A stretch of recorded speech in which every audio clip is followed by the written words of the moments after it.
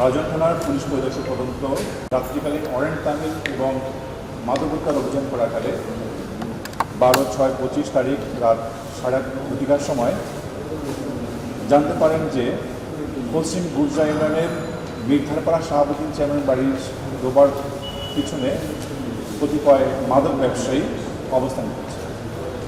উক্ত সংবাদ প্রাপ্তির পরে পুলিশ পরিদর্শক তদন্ত জনাব মোহাম্মদ নিজামুদ্দিন দেওয়ানের নেতৃত্বে সঙ্গীয় ফোর্স সহ সেখানে দ্রুত তারা অবস্থান নেন এবং পুলিশের উপস্থিতি দেখেই দুজন ব্যক্তি পালিয়ে যাওয়ার চেষ্টা করেন। ঠিক তখনই পুলিশের সহায়তায় সেই পলায়নরত দুজন ব্যক্তিকে ধৃত করা হয় এবং তাদেরকে জিজ্ঞাসাবাদ করা হয় তাদের নাম, ঠিকানা এবং সেখানে উপস্থিতির কারণ। তারা জানায় তাদের নাম মোহাম্মদ পারভেজ এবং মোহাম্মদ সাকিব।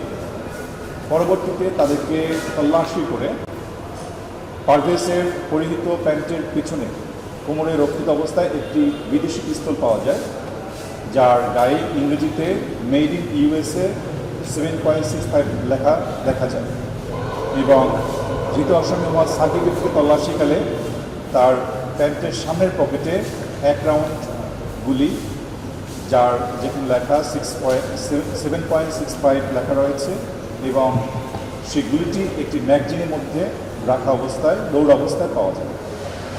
তাদেরকে তাদের অস্ত্র এবং গুলি সম্পর্কে জিজ্ঞাসাবাদ করা হয় এবং এই সম্পর্কে তারা কোনো বৈধ লাইসেন্স বা কাগজপত্র দেখাতে সক্ষম হয়। পরবর্তীতে তাদেরকে জিজ্ঞাসাবাদে আরও জানা যায় তারা এই অস্ত্র এবং গুলি দিয়ে বিভিন্ন প্রকার অপরাধের সাথে জড়িত সংক্রান্ত তথ্য পাওয়া যায়। আসামিদের হেফাজত হতে এই অস্ত্র এবং গুলি উদ্ধার সংক্রান্তে নওপাড়া থানার ইনচার্জ এসআই সাইফুল আলম বাদী হয়ে রাউজান থানায় এজাহার দাখিল করেন এবং তার এজাহারের প্রেক্ষিতে রাউজান থানায় এই আসামিদের বিরুদ্ধে নিয়মিত মামলা রুজু করা হয়।